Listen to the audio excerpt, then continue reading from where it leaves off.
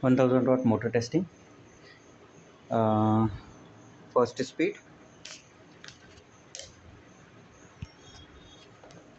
forward mode,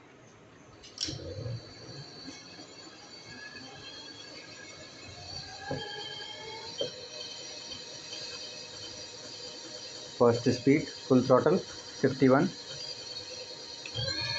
second speed 63, third mode 78. Now reverse,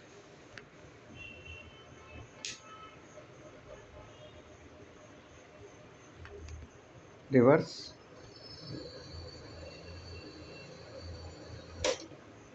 So this is all about motor controller and throttle testing. I hope you like this video.